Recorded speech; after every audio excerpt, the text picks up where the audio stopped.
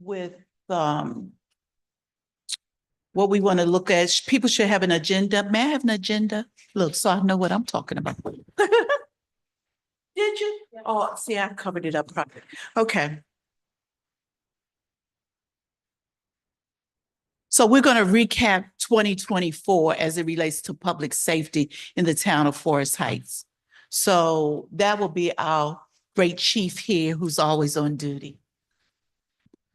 I first want to say good morning. Good morning, Councilwoman Brownson just came in.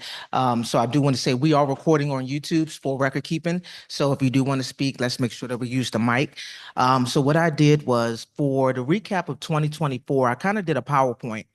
So I'm not sure if Nate, if you can, are you able to stream this on YouTube? To share the screen? So just in case, we want to make sure that they are able to see it. Good morning, Councilwoman Hines. Yes. And then go ahead and start the slideshow.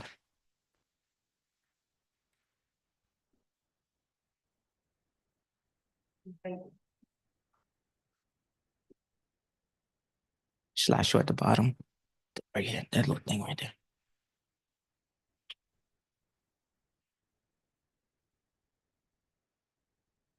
Okay.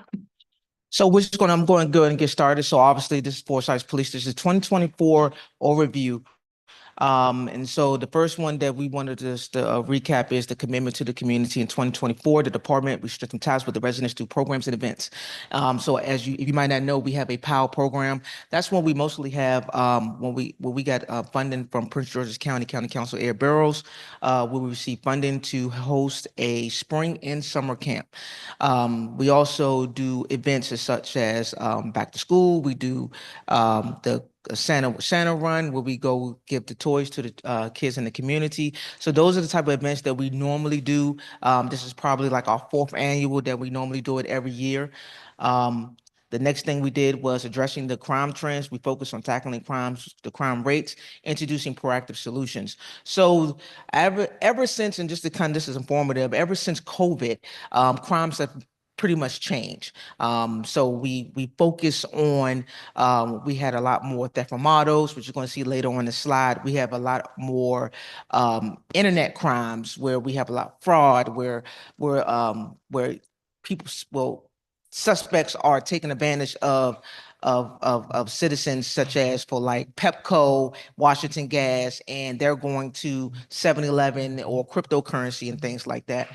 And so we're addressing those crimes as well.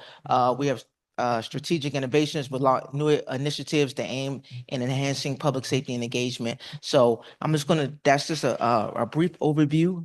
Go to the next slide.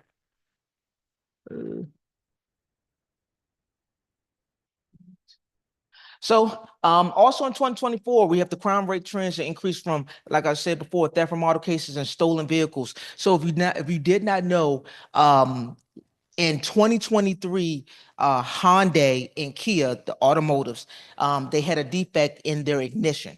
So what happened was it was all on, which is the famous social media thing that's in the limelight now, TikTok.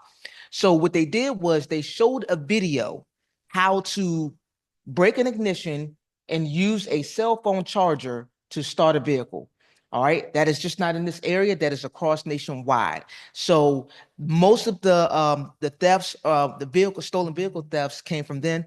Then it started trickling to something else, to where it's that then they came up with another device called a flipper. That device, what it does is it acted as your dealership making a key. Criminals, what they would do is they will gain entry into your vehicle by breaking the window. They would take the device, find the code for your vehicle, make a key, and drive off with your vehicle within under 2 minutes. Those type of trends made our numbers go high. We're not just talking about Hyundais, we're not talking about Kias, we're talking about Mercedes, Infinities, Dodgers, everything. And this is nothing that, obviously, this has come from a defect from the automaker.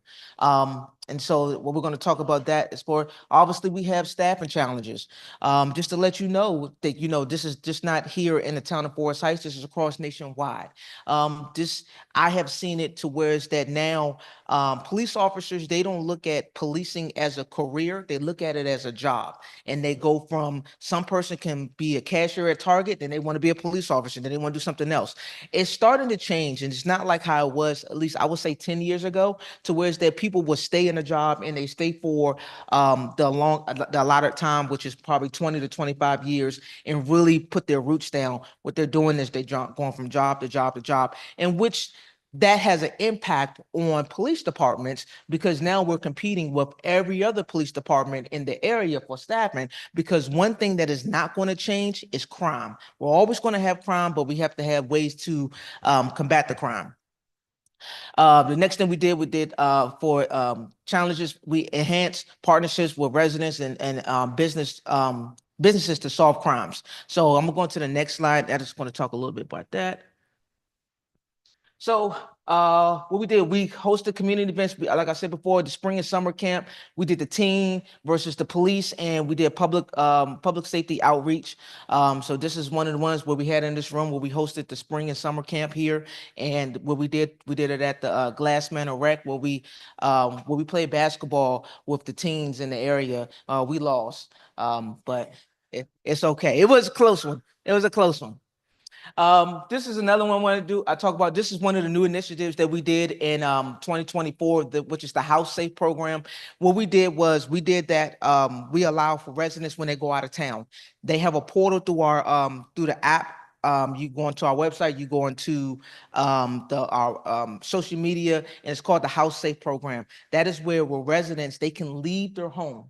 They can give all the information in the app, which is, hey, I'm going to be gone for this a lot of time. This is the only car that's supposed to be there, or this is an emergency contact. What happens then is the patrol officers will check that residence. I mean, they will go to the residence, walk around 4 times in a 24-hour period. Then, and the officers will log into the program, and they will indicate anything that they've seen. What then happens is, once the officer does that, it sends an email link to the homeowner, letting them know what's going on to keep them informative. So we did that. We started what we also started to do, we started the criminal intelligence unit. So that's really that's one of our investigators, Officer Bigelow. So what I'm gonna say this. What we started noticing is we were being proactive, but we were reactive. So just to give you an example, if we come across a stolen car or some type of investigation where somebody is just, hey, I'm reporting a crime. That crime we will take the report, and then once we take the report, we will hand it over to Prince George's County. And Prince George, that's part of our MOU, which is the Memorandum of Understanding between Prince George's County. This is going back to what I said before. There's a shortage of police officers. That MOU has been in place for years. So what was happening now is, when we would take the report and we will pass it on to Prince George's County, there's nobody from Prince George's County to investigate it. So now that crime would just be still there. The officer would just give you case numbers, and hopefully that whatever that was taken or incident will be a case number that you can file an insurance claim. So when we started looking at that, we was like, this is not going to work. I'm just going to give you the crime that really started this in the town, which will be the theft from autos. The theft from autos is when somebody come in the area 2, 3 in the morning. They come, try your door handle, and they go in there, rummage through change or get what they need. Or they go back to the other thing I mentioned. They have the device where they can get the code to your car, unlock it, and then they will gain entry or steal your car and things like that. So that started the criminal intelligence unit. So what I want to do really quickly, because that is something that's new here, and I do want Officer Bigelow to really speak about that, on things that what we have already done. So these are crimes that we've already identified, and just to kind of give you a sense of, I guess, security of what's going on. So Good morning, everyone. Again, hello. I'm Detective Bigelow, and I also have Investigator Cephas over there in the far corner. He is also a part of our criminal intelligence unit. So, just to give a broad spectrum, this unit was created late November, but we're digging deep into the active cases that were already going on in the town of Forest Heights. So, just to give you guys a synopsis, we have made approximately 21 arrests with the assistance of patrol and advanced technology. That's to include all of the theft from autos that were over in Cree Drive. We have made arrests on every single individual there. And those cases are active and they are being indicted by the grand jury. With that being said, we have solved 11 PGP cases involving auto thefts and theft from autos, one Stafford County case, which includes two theft from autos. We have identified suspects involved in St. Mary's County's contact shooting. And we have 9 current cases that are being indicted by the grand jury. And with that, we have executed 13 search warrants granted by Maryland Circuit Court judges.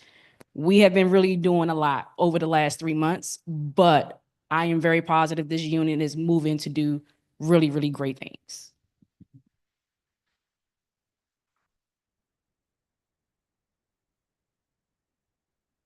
So with that being said, so those are the things that would, like, as a small town, that's what we have to do, because Prince George's County is not going to do that. If anybody does know, I've been a chief for since 2018.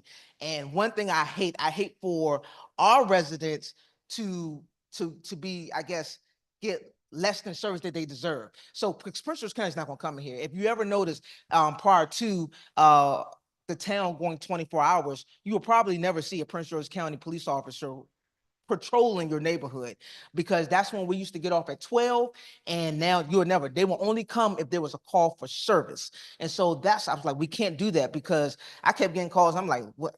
I don't have anybody's specialty to do it. So, but what that does is, that unit, I had to take them off of the street so they can focus on the investigative portion, because we kept getting hit with those theft from autos.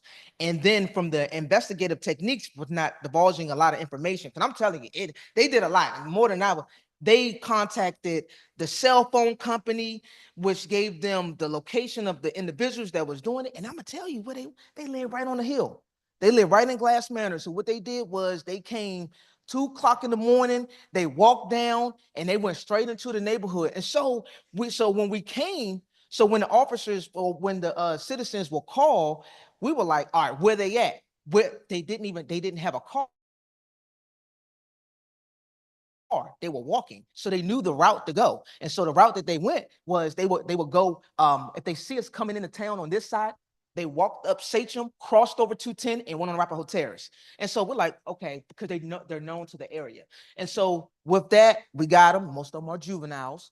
And it really started to just, and not divulge anymore, was it was really lack of supervision, because it was literally juveniles living on their own, that, and there was no guardian in the house watching them.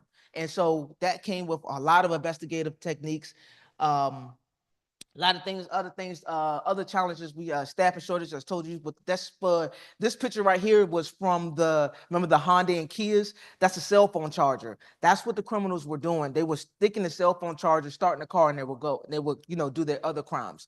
So we really stopped that. I am proud to say that the town of Forest Heights, we have the highest rate of recoveries of stolen vehicles in the county.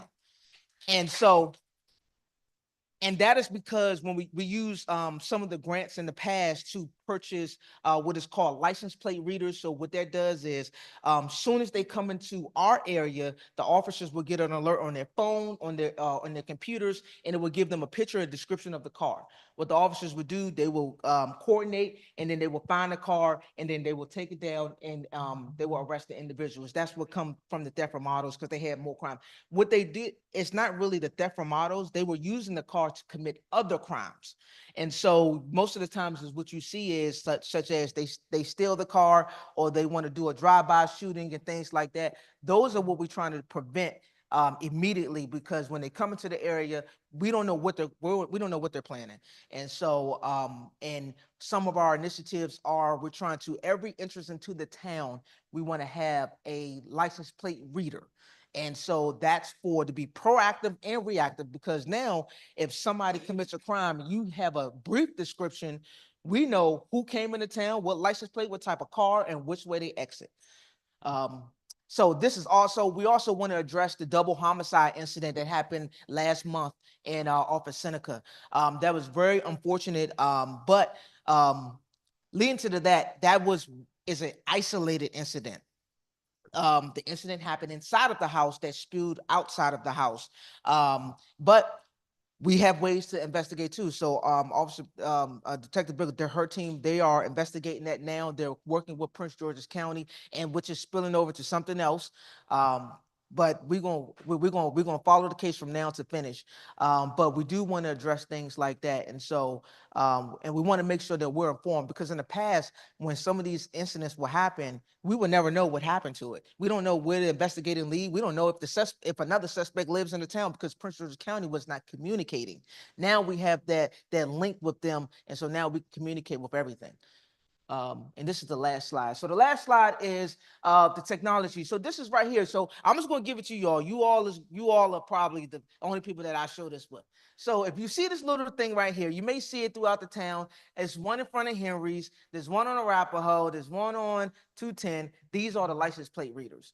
And so what it does is these are the technology. So this is what we're putting them out throughout the town. There's also one in front of 7-Eleven. You pretty much don't pay attention to it, but that's what it's doing. How you doing, man? And so with this technology, it's helping us a lot. And so these are the technology things that we're doing. And what we're also doing is we're partnering with Prince George's County. I'm just going to give you, this is Detective Cephas initiative. So what we're doing now is we're partnering with Prince George's County with their real-time crime center. Real-time crime center is a system. They purchased the system, which in partnership we don't have to purchase.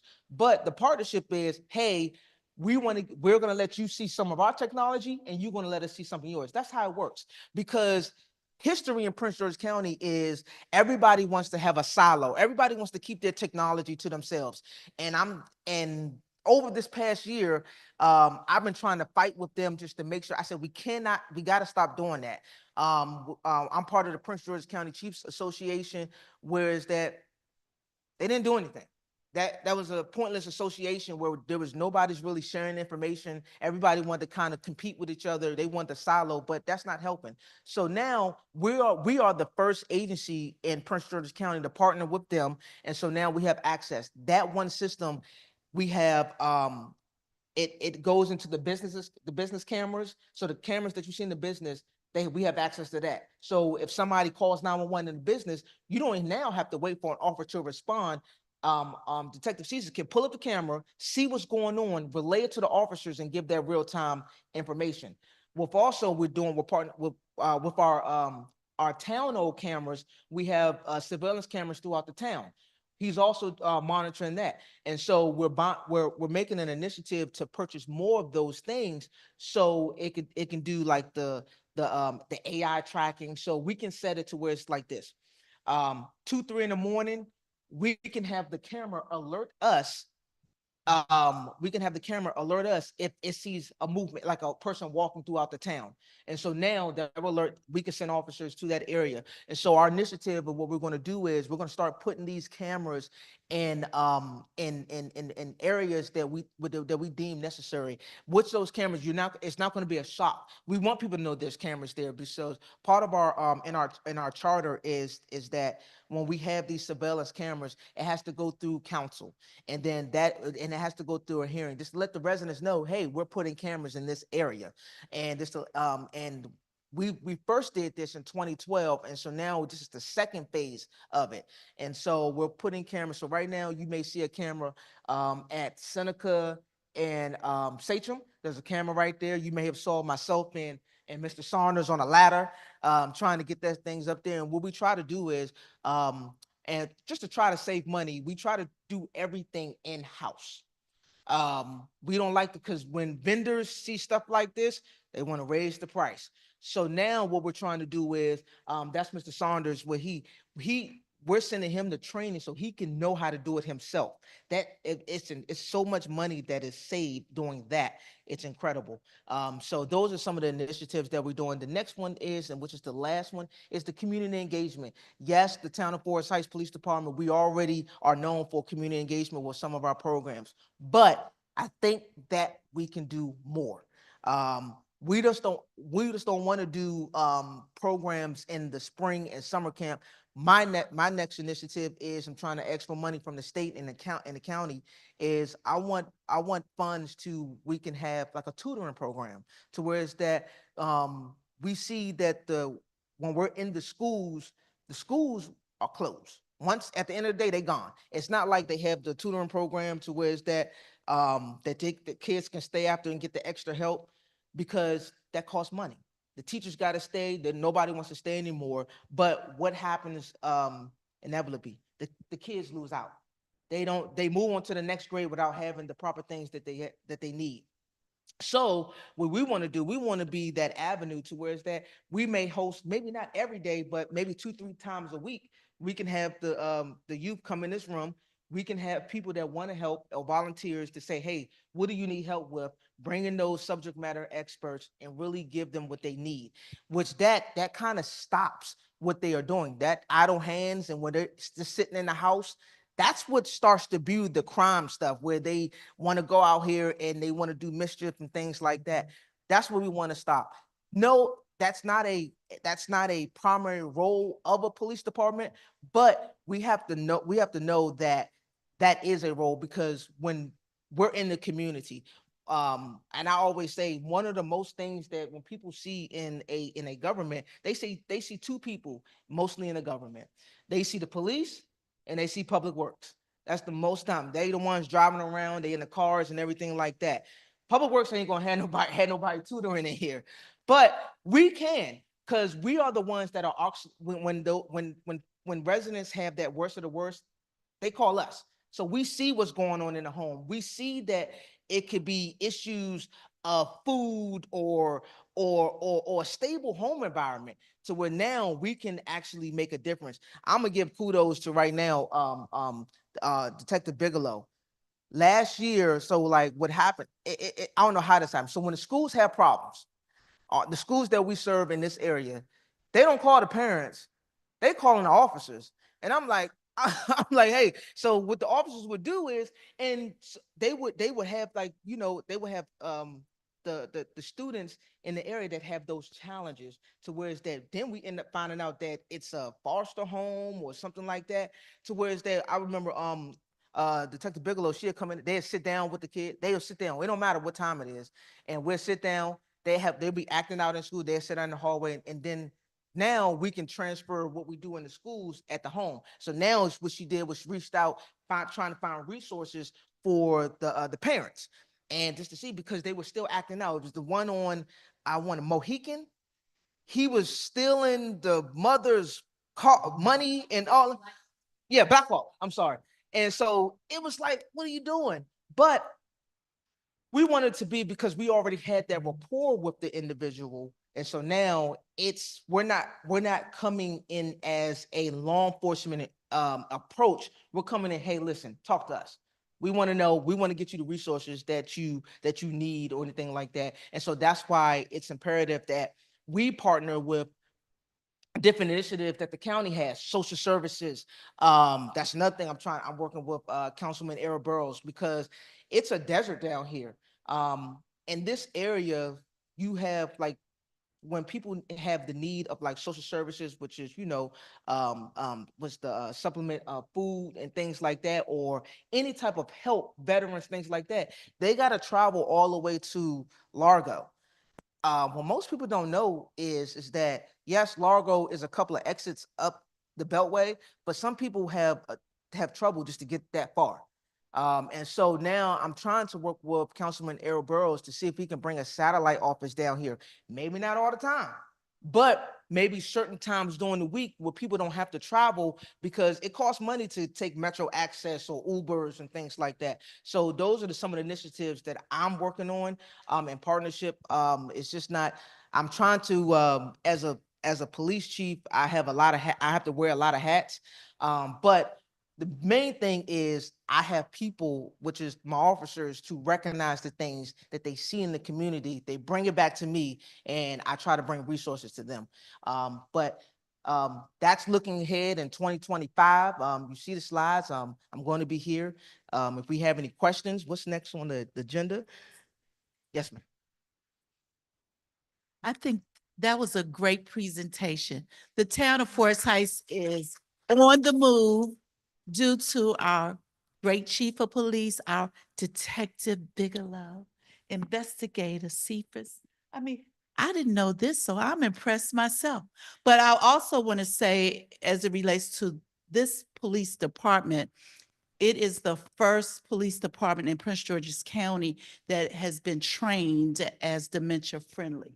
So, I mean, we have all of from the juveniles to the seniors, seasoned people. So they're about the community. So they really engage. So I appreciate that. And I also want to just say I appreciate the chief. I appreciate all the officers, and I think the community does too. Christmas time, they're riding around here, blowing a horn, and new neighbors want to know what's going on. I said, Santa's coming. Santa and the chief, they're coming. So we have a good time, and we just need to create more sense of community. And I think that's where we may lose a little bit, like coming to the meetings. People are not engaging. It's not because they don't want to. It could be the time of the meetings. It could be, some people don't feel like no one is listening. But I hear you because I know it. And I've been here. I thought about it. I've been here since 1975. So that's 50 years. So I know what it was. I know what it's been, and I know what it can be. So with that in mind, we want to open up for questions for anyone. I'll get my steps in. No, don't joke. So we record on YouTube. I'm gonna get you, and then she's next. Oh, so go ahead. Yeah, that's right. No, I wasn't ready. Okay, she's not ready. Joe Smith, I stay on the Arapahoe Drive. I want to say to echo Councilwoman Noble, Chief, you heard me say this before, that I really do think that Forest Heights Police Department is one of the best in the nation. And when I was making a decision about where I was going to purchase a home, my decision to purchase that home was to purchase that house was primarily because of the Forest Heights Police. When I came to a neighborhood watch, I believe they were happening then in this room. And to hear the officers talk about, policing in a way that to me sounded like what we want every police department to do in America, to hear them talk about community policing and how they deal with, young people who are having, challenges, and the outreach to seniors was, it was very appealing to me, So kudos to you and to all of the team and the officers. Every time I get to say publicly how good y'all are, I'm saying that. I do have two questions. One is around ICE, and we know that things have changed in this area. Can you talk about what your approach to dealing with those kinds of situations are? When I drive around Forest Heights, I can see that it is becoming more and more diverse. Almost, it seems like by the minute. Right. So can you talk about, what your approach to that is? And then I have another question, but I'll. So, what Mr. Joseph is speaking about is ICE. Obviously, with the executive orders of the president, what he put out. So, a couple of years back, by resolution, the town of Forest Heights is a sanctuary city. And just to give you a little bit more, what we don't do is, let me give you some information on ICE. So immigration warrant, that is a civil warrant. That is not a criminal warrant. That is a civil warrant. Police officers, we as police officers, we don't enforce civil warrants. And so, for example, if we come across an individual that we stop, may be driving or something like that, and we run their name, it comes up. It comes up as that they may be have a immigration detainer or something like that, but we don't enforce that because that's civil. We enforce criminal. So we leave that. Now, the only law enforcement agencies that can enforce that is ones that have from the civil judge, because that's a federal judge. That's for the federal law enforcement. We don't enforce that. We don't stop people for that. We don't report people for that. That's not what we do. That's not our primary mission. Now, that is their primary mission, but that's not what we do. And that's the directive that I have, obviously following the sanctuary city resolution. Now, if I'm not sure, now that's not for me. If that's the mayor and council will that they do want to follow the civil detainer, they will give that order to me, and that's when we do have to do that. But that is right now, that is not our primary role, and that's not what we do now. I know you have a second question. I think thank you so much. It's encouraging to hear that. And I think that I don't know that most people who have moved into this community, say in the last 3 to 5 years, know that we are a sanctuary community or know what that means. And I think it might be helpful if we could in a very diplomatic way, communicate that to people who are a little on edge right now about what all the changes in the region mean to them. My second question is really just about the future. I've heard a lot about National View, is it what it's called? That National View, and about, I was at National Harbor 2 weeks ago and listening to them talk about the way that the harbor is going to grow and to change. And I'm just wondering if, from your perspective, you guys are thinking about, as this area grows, like what are the ways that the Forest Heights Police Department needs to grow in advance to be ready for all of the people that are coming. So if we are gonna have, 25,000 new people moving into this area and this community, going to the grocery store here or over on Oxon Hill Road, what are you guys thinking about the ways that you need to grow in order to be ready for that rather than responding to that once it happens? Yes, sir. Good question. So now I think you making me go to the interim town administrator hat. So yes, the mayor and council, they are very aware of what's going on. Obviously, it's been very that project has been going on for a couple of years now. But we're making advances as well, because we all know that it comes down, policing it's dollars and cents. It costs money. It costs money to be safe. And obviously, it costs money to have one police officer. I'm gonna tell you right now, in the town of Forest Heights, with everything going on, it probably costs for one police officer starting salary. Right now, our starting salary is $55,640, and that's not the highest in this area. It's actually now it's getting to the lowest.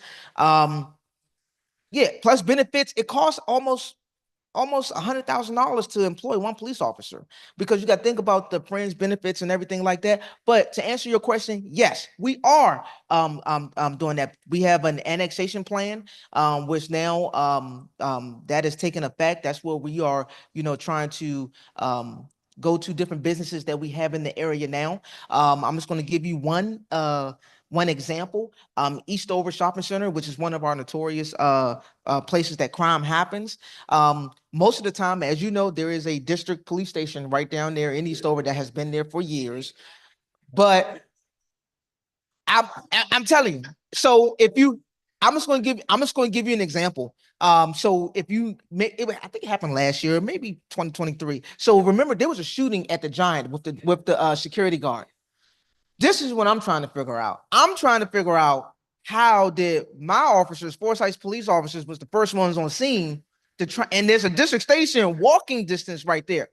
I'm gonna tell you right now, it's all political. It's all political. It really is what they want to do. It's been happening for years, and I'm telling you, they try to keep me quiet. But what happens is they want everybody contained. When you contain everybody in one spot, you don't have to worry about them spilling over to the National Harbor, because they are down here. It's crazy that it is a open drug market in Eastover Shopping Center. So I'm gonna give you one thing. So I've already started part one.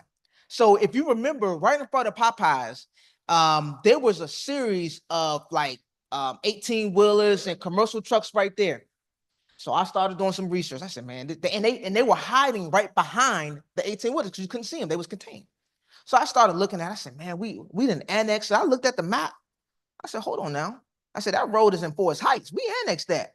So I had code enforcement. I said, I put stickers on every single one of those trucks and we told them out of there. And so now I want it on display of what's happening. Because when I go to the other meetings, I'm like, hey, they right there. We take pictures and everything of them. We have some of our stops where we do control stops to where it's that we're watching them. Most people know we do have a drone. And so this is the National Capital Region. So we have a waiver from the federal government to host a drone. And I'm gonna tell you what we do. We throw that drone up from in there and we watch them sell their little drugs. They move, somebody come up, they move, go to the car, get some more and do it. But what happens is what happens is you don't understand that impacts everything. You see CVS gone. They got tired of the theft.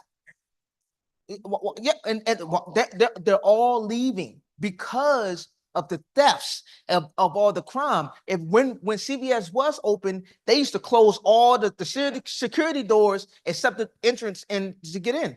But it still wasn't stopping anything. So now we are in conversations with the owners of Eastover and to let them know, hey, we're here. Because what happens is our residents, that it's not technically in the town of Forest Heights, but our residents go to the town of Forest Heights. I mean, they go to that shopping center and then they complain to me. And I'm like, well, listen, I'm gonna go talk to the major over there. And the major since 2018, as I've been chief, I done been through the major is who's oversees this area for Prince George's County. I done been through 7 majors already because it's like a revolving door. They just trying to get to the next spot. Everybody knows that, and just kind of give you some insight. If you in Prince George's County and then you come down here to be a major in District 4, which is this area, most likely is after you leave here, you're going to be on the command staff for Prince George's County. So that's why people want to come here, but they don't want to stay here long. They want to go to higher things because they don't, and then that's my issue. They don't really care. They don't live here. They don't care. And there's nothing that's done. Eastover has been like that longer than I've been alive. And so, and there's no change. And so it's irritating to me.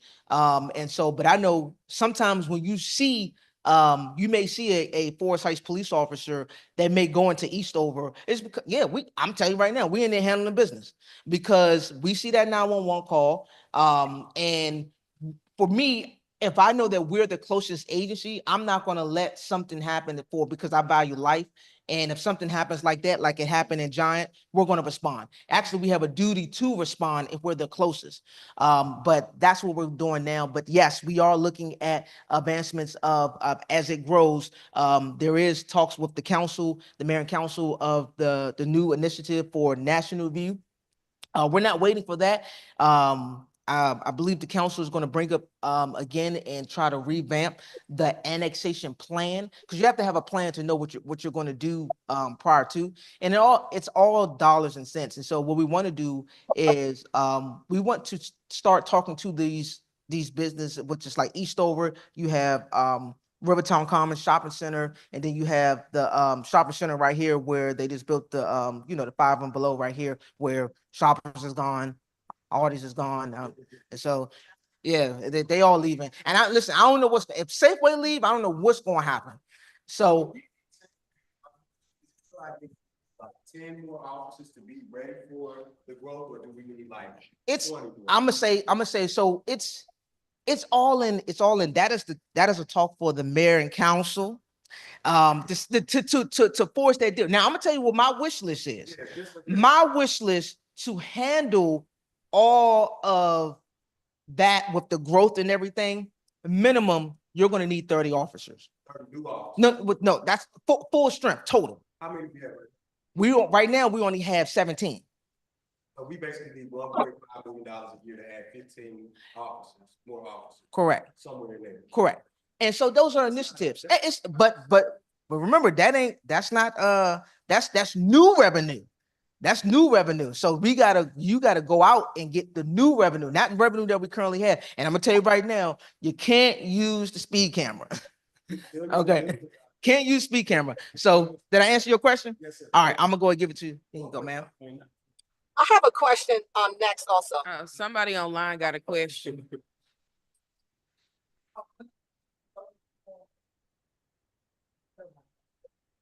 Oh, I'm sorry. Can you hear us online? Yes, I can't hear. Can you hear me? Okay, I'm gonna let this young lady speak first, and then you're next, okay? Okay, thank you. All right. All right, so I have a question. I'm a resident in the town. I live on Black Hawk Drive, the dead end part. So as a resident, you know how we see certain things and it's like, oh, it's sketchy. But it's like, oh, I don't want to call 911. You get what I'm saying? It's like that car no good and well, they shouldn't be driving down here. You only up to no good. Or like we had a situation 2 weeks ago where some random people came to my neighbor's door who were Hispanic and they said, hey, we need to come in your house and check the water. We're from WSSC. So I text Mayor Lily because I'm like, hold on, like, why are you here? And you don't come in nobody's house checking the water. And they said we're here to only target, Hispanic residents. And so I said, hold on. So that's something that, I text Mayor Lily because I'm like, you need to text the police department, like to, figure out what's going on. But to say the least, I know that you all are big on technology now. Is there a way, as in 2025, you all can like find a platform for the residents to like send out a text like that the police department has access to, whether it's 2 o'clock in the morning or whatever, you all get the alert. Hey, somebody wearing X, Y, and Z on Black Hawk Drive. They're driving this, that, and the third. It's a little iffy. Can, somebody patrol versus us calling 911 and it's the actual emergency going on somewhere else where they would, need the help. So that was just my thing, if that can be implemented. So yes, we do currently, we do have a text alert now. And so what I'm going to do is so it used to be downstairs. I don't know why it's not downstairs no more. It was a QR code that you literally scan. And so we have two numbers. We have one for the town of Forest Heights. That's where, I don't know if you get it. So that's when we put out the text alerts about like water main breaks and things like that. But there's another one for police. There's another one for police. I'm gonna get them to bring it up here. And so what that does, it does go back to, we have 2 people that monitor that 24/7. And so if you text it back, they see it. Right. So, and you can reply to it and we'll get that. But we also have other ways too. We have a way of email. We have tips on emails, but I'm gonna put all that on the screen so you can get it. Yes, they can monitor. Yes, ma'am. Yes, ma'am. Yes, ma'am. Yes. Now, no, you can text it back. We have it's a portal that we go into. We can get that. Now, the other portion of it is, and this is where it's going to take some common sense. Don't text us if it's an emergency. Call 911 because most likely, now I'm not going to say, now it's a text. So, if you text it and you may not see a response for like an hour or so, but if it's an actual emergency, in which I tell people all the time, call if it is. Now you do have another option. You can call Prince George's County non-emergency number, which it's not it's going to take a while because they ain't the best. But if you want to report a crime to where it's that, it'll start that case number, because what we do is we're data driven. And so what I do, I get a report every 24 hours when people call 911. It gives me the name, it gives me the address, it gives me the nature of the crime. I get that report every morning. So with that being said, if it's something that you think, hey, like I'm just gonna give you an example. Hey, I got a noise complaint. My neighbor keep playing this music every day. Call 911. I mean, not call 191, call the non-emergency. Because what I do is, it's a code enforcement issue, but when I go in front of the judge for the code enforcement, I can say, I got a list right here of residents calling, and they take that data and they say it is a problem. It's a habitual problem, and we need to address it. So you got to kind of choose which way it is. But we are going to do the text. I'm gonna put on it the text alert, get the QR code. We do have a tips email. So if you see something that you don't want to text us, because some people want to email, you can email it to us. And when people, and I want to emphasize, when people give us stuff, it does remain anonymous. We don't go and say, hey, your neighbor called, and that's going to start a whole nother feud and things like that. So we will address that. Yes. Yes. With the phone number on it, that 301 number. Okay. It just says, for non-emergency concerns, text the Forest Heights PD and just put the. Absolutely. We'll get that on there. Yes. So it used to be, I don't know why they took it out of news, that we will address that. It's a little QR code, but we had like a little platform. I don't know what they threw a lot of my stuff away. And threw a lot of my stuff away. So yes. Did you forget about me? No matter what it is, you never know what you could be prevented in the long run. Yeah. And then I'm going to piggyback. Yes. on that. I got you, Bane. Hold on, Ms. Hawkins, is that some of the problems, because we are so intimate and we feel a need that I'll text the mayor, but the mayor isn't the police, right? So you missed a step, so you felt a certain way. So I would have just called 911, or now that we know, text the police, right? So because it's too many steps we missing out on. Okay. All right, we go. Ms. Hawkins, go ahead. We coming to the end of our session. Okay, thank you for taking my call. First, hello, council members, staff, chief. First I want to say, police department, you guys are doing a wonderful job. I feel safe. As you know, I move around a lot late at night, but I have 3 questions. My first question is, what is the most pressing public safety concern in our community? And what steps have we taken to address those concerns? And because of the climate's changing all around the world, a couple of years ago, about 15 years ago, they mentioned that it was going to be a flood issue on in Forest Heights. So I'd like to know, what step are we taking? Are you, the police department, the chief, and the mayor, any concern about natural disaster and how we get out? Are we moving forward with those plans, or is it in a standstill? Okay.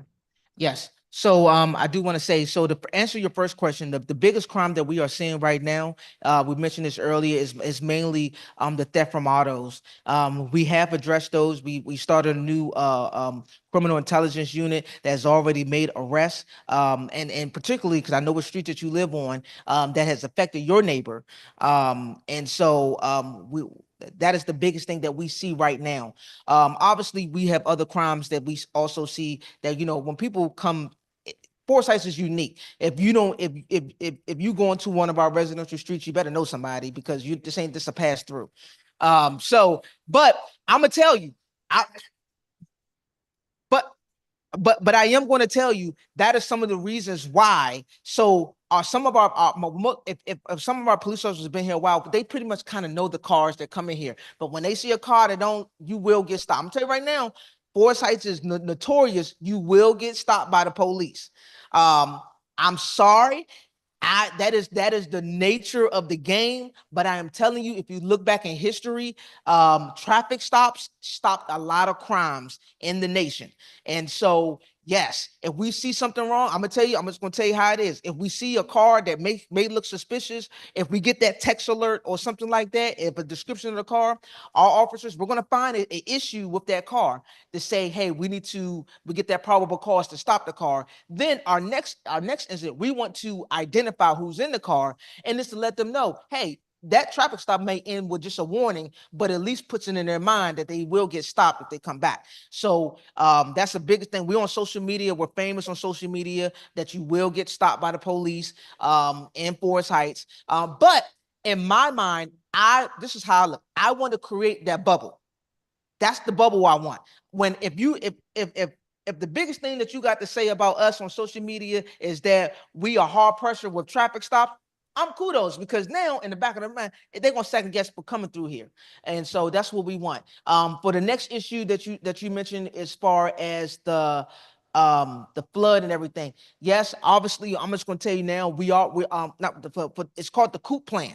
We do have a COOP plan. We are currently redoing it right now. We're actually working with Prince George's County Emergency Management. We do have also a member on staff who is who works for DC HSEMA, which is their Homeland Security Emergency Management. They are actually actively redoing the plan now.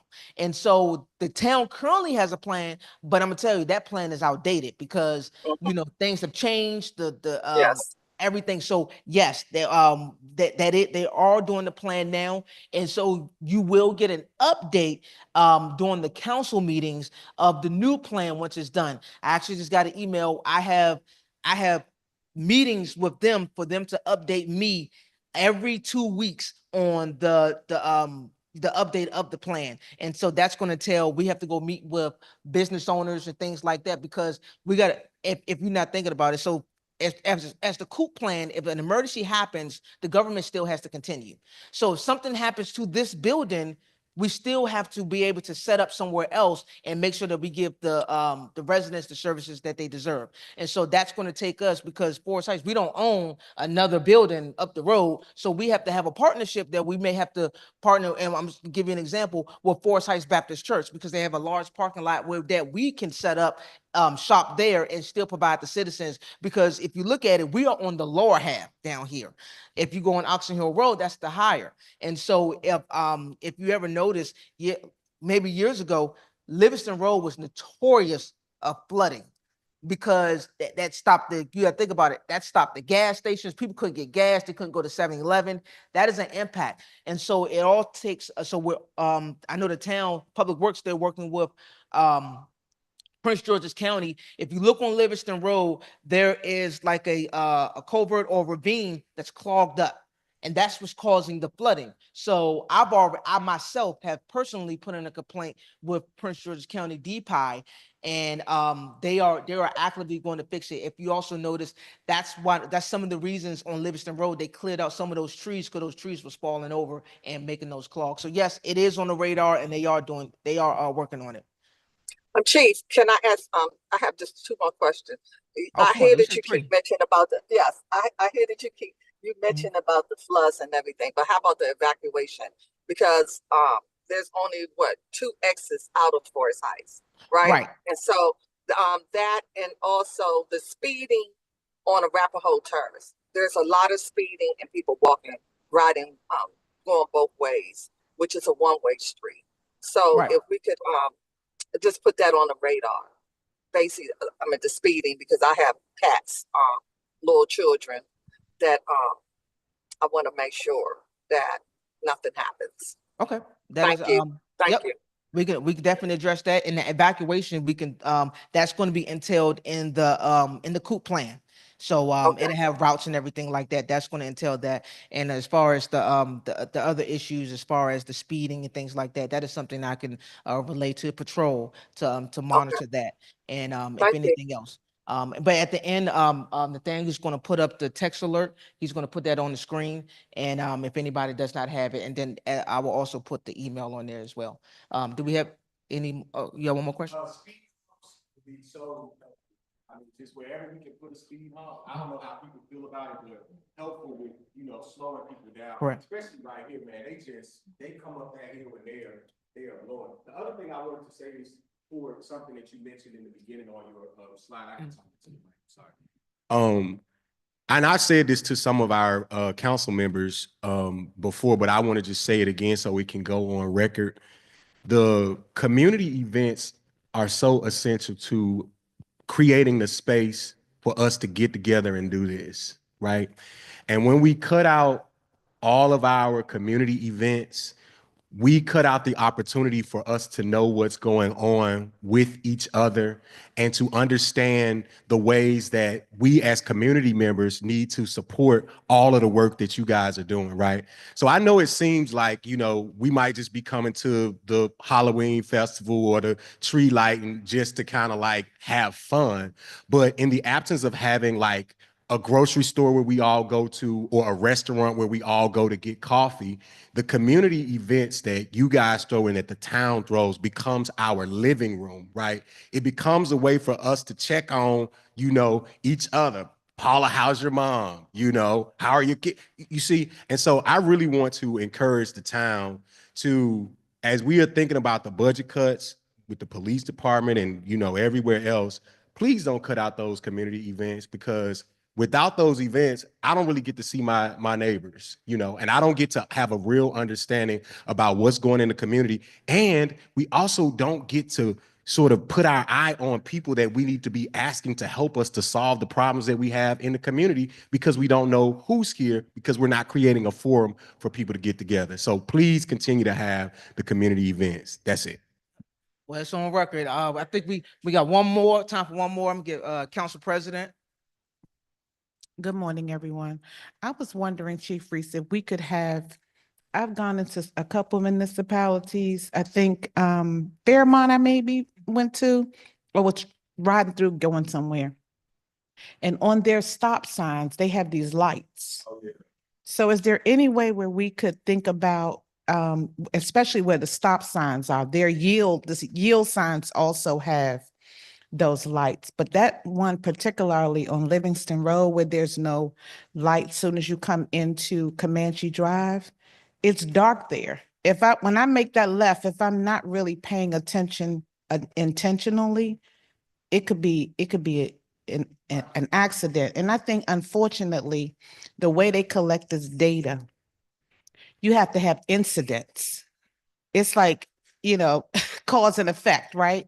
If you don't have enough incidents, or if they don't have enough data for, you know, to put those kinds of things up for precaution, then we don't get the support. So hopefully we can think about that. So I do know what you mean. So right there, actually, you know what you're the crosswalk that lights up. The little crosswalk symbol, but you're talking about the stop sign, and that is something that we can do. We can address that during the budget hearings, and so because that costs money. But we can. That is something that is an initiative we can do, and that's something we can do ourselves. We're not changing anything. It's just another tier of a stop sign. Now, stop signs is already expensive. I'm gonna tell you right now, one stop sign costs about $60. So we want to, you know, so imagine the LED one, but that's something that we can do. We may have to identify certain ones and go from there. So yes, ma'am, we're gonna close it out with Councilwoman. Hey, I want to appreciate you all for coming out this morning. And I want to appreciate the chief with his presentation. Well, the police department, and it's a great privilege to serve as the public safety chair. Mr. Smith, you're right about community events.